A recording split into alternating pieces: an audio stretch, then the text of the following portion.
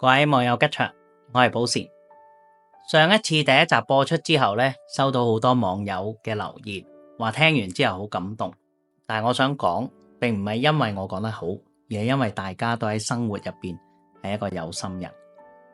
每一段嘅來信都係大家最真實嘅人生片段，大家願意打開你嘅心扉，寫信同我分享，呢一份嘅勇氣已經好珍貴。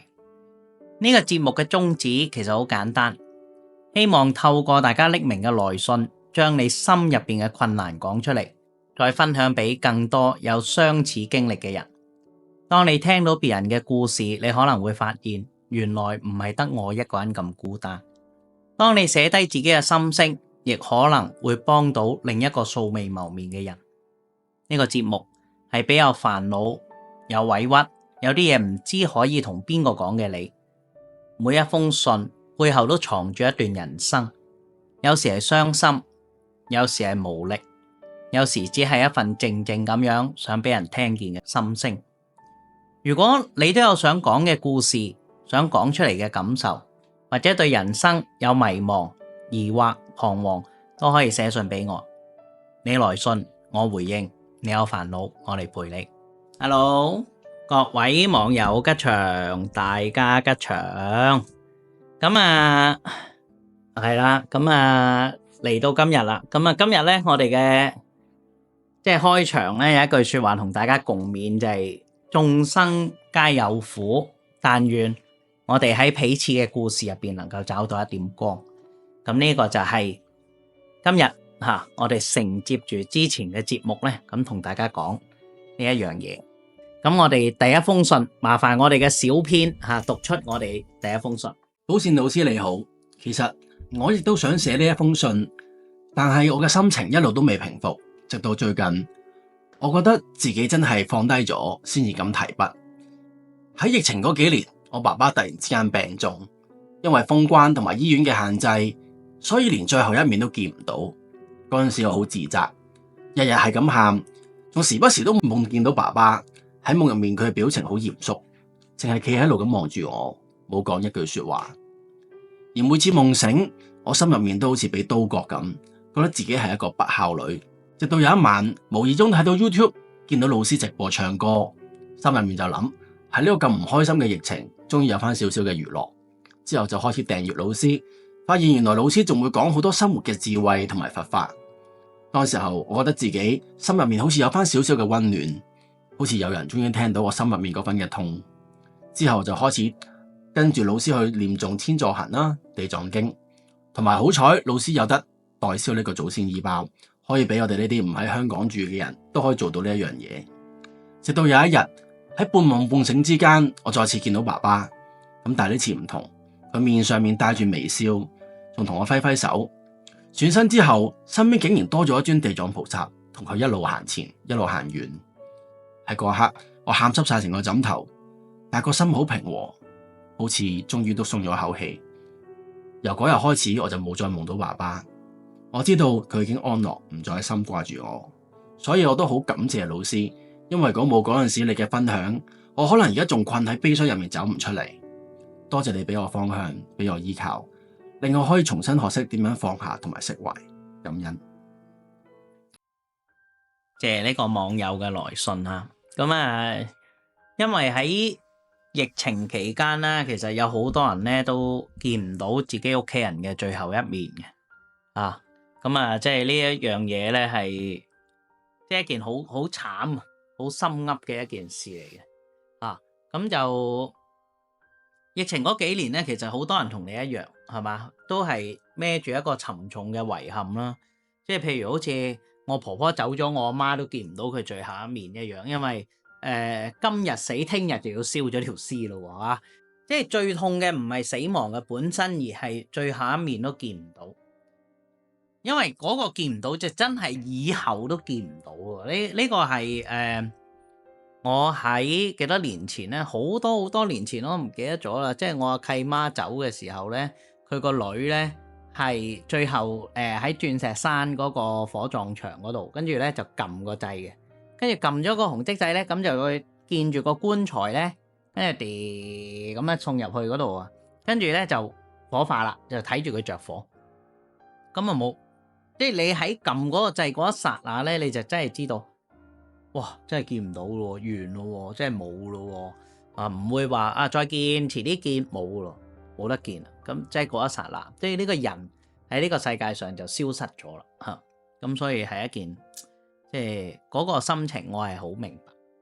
同樣道理啦，即係有好多網友都係有呢一個嘅遺憾，就係阿爸即係或者我阿爸未享過福，或者老人家未享過福。咁咧佢就今日有大病啦，又或者今日要走啦，我好似都冇報答過佢啲乜嘢嘢咁。即係正如古人講，子欲養而親不待，係咪？樹欲靜而風不息，子欲養而親不待。係時間唔等人，同埋今日盛品儒啊！我今日朝頭早睇到個新聞就係亞視前高層盛品儒啊，即係話年少多金嗰個40幾歲咯，咁啊走咗咯。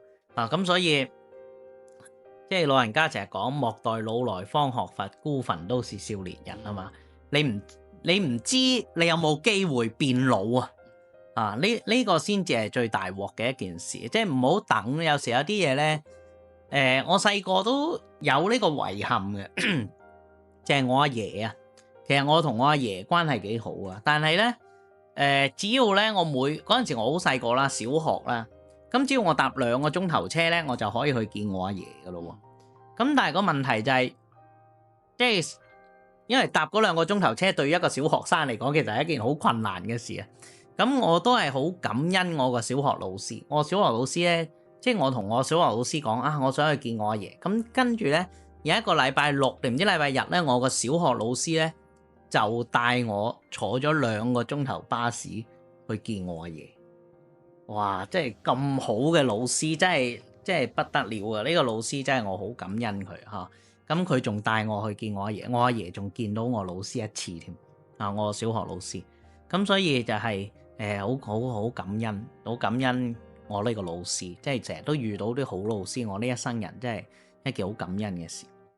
咁即係有時就係你好想孝順，但係你嚟唔切；好想去陪伴，但係冇機會。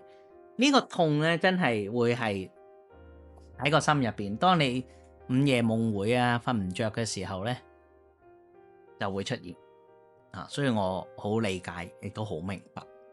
但係佛法提醒我哋就係話，嗰個孝心咧，孝呢樣嘢咧，佢唔會因為佢過咗世啦，佢唔喺呢個人世間，呢個肉身唔存在咧，我哋呢一個孝心就會消失，或者我哋同佢嘅關係就會斷。唔係嘅，即係父母在世嘅時候，我哋盡孝叫做及時行孝咯。父母過咗身之後，我哋可唔可以行孝呢？一樣可以行孝，就係咩啊？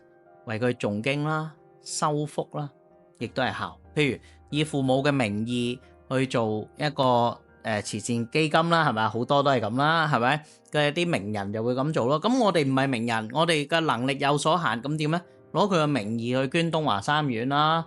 捐呢個紅十字會等等都可以嘅，一樣係嘛？咁你有啲能力嘅，你咪攞你父母嘅名義去建呢啲希望小學或者起嗰啲水窖都得㗎喎。咁我最中意捐廁所嘅即係所以永遠我肚痛呢都可以揾到一個乾淨嘅廁所嘅。唔知呢個係咪我捐廁所嗰個因緣啊？咁所以咧，令到我咧，即係從即係自從即係總之咧，就係我邊度啲窮困嘅地區咧，冇一個好嘅排污系統咧，我就好中意捐廁所嘅。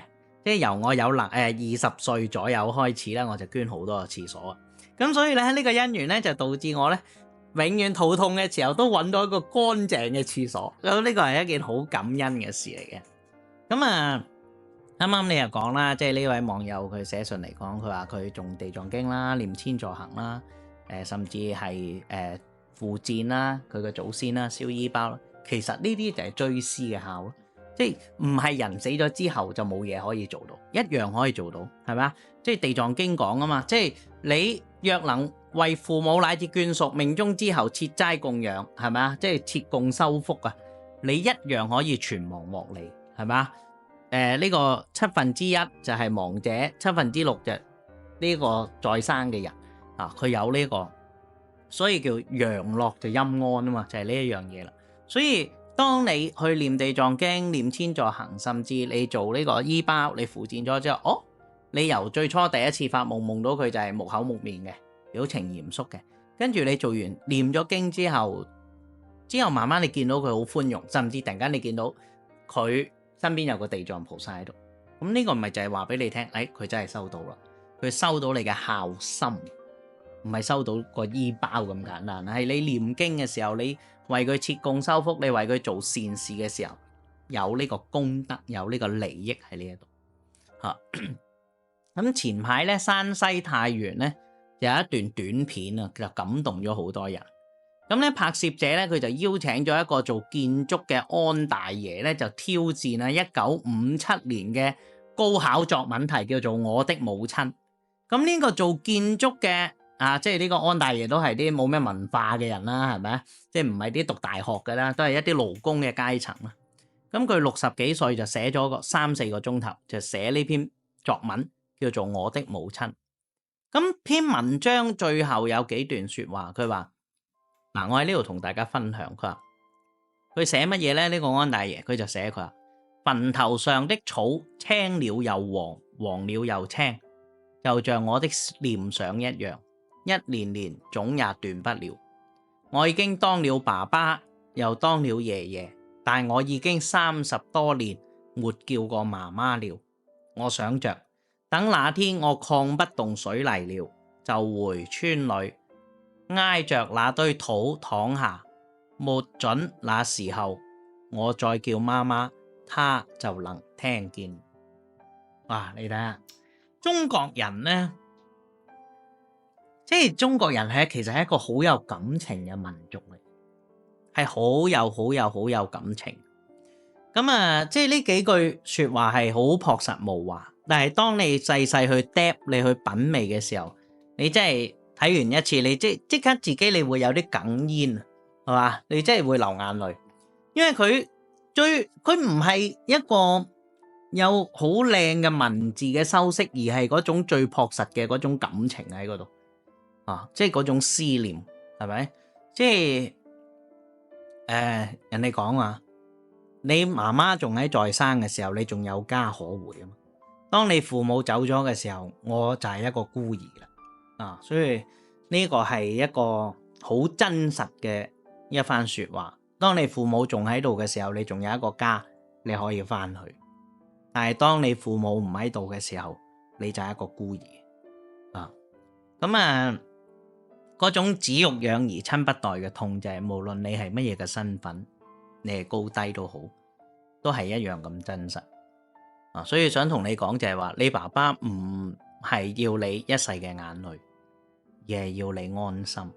你念經又好，你修福又好，回向都好，其實就係最好嘅孝心。其實你要回向話俾你嘅爸爸聽，就係你成長啦，你長大啦，你能夠照顧自己，你能夠可以安分做人，你做一個快樂嘅人，係咪？做一個行好利益人嘅人，甚至當你每一次去行善，每一次去積德，每一次去行好嘅時候，你個心入邊想住你爸爸，佢自然有功德。你會講因為我爸爸教得我好好，我屋企嘅老人家教得我好好，所以我今日我能夠面對呢啲環境嘅時候，我可以用一個善嘅念去對人，我可以攞一個好嘅去對人，咁佢自然就有功德。7分之中而乃獲一，其餘6分生者自利，係咪？所以你唔需要去懲罰自己，你唔需要唔安樂，因為你能夠做咗你能夠做嘅嘢，係咪？好好去念經啦，回向啦，甚至你能夠做到啲咩，你盡心去做，去行善啦，去幫人。當你行善去幫人嘅時候，你同時將呢個功德呢個善回向俾你嘅爸爸所以請你記住，就係你心安，老人家就心安，你放下佢就自在，互相影響。當你去掹實佢嘅時候，佢亦都唔願意走。就好似嗰出卡通片《咒術迴戰》電影版，你有冇睇要睇啊，《咒術迴戰》嘅電影版，你真係要睇。係啊，嗰個男主角身係一隻好強大嘅怨靈，而嗰個怨靈就係佢細個嘅兒時嘅玩伴，嗰個細路女係嘛？點解嗰個女仔嗰個靈界唔走，係因為個男仔唔俾佢走，係互相嘅一個牽扯啊！所以呢份嘅安樂，你放下，你自在，你得到安樂嘅時候，其實你唔單止你爸爸得到，你自己亦都得到。所以我哋等大家有更多有需要嘅人一齊可以共度難關啦。類似嘅說話，如果你聽到呢一封信都有似曾相識嘅感覺，或者你心入邊有啲嘢講唔出嘅故事呢，歡迎你 DM 我或者留言俾我。呢個節目就係一個地方等你可以安心講，等人去細心嘅聽。同時亦都想邀請大家，如果你覺得呢條片幫到你嘅，請幫我讚好啦，係嘛，同埋分享出去。因為可能你一個簡單嘅動作就可以令到另一個正在經歷困境嘅人喺夜深人靜嘅時候就多咗一份陪伴，多咗一份希望，甚至佢可以釋懷。你嘅來信我回應，你有煩惱我嚟陪你。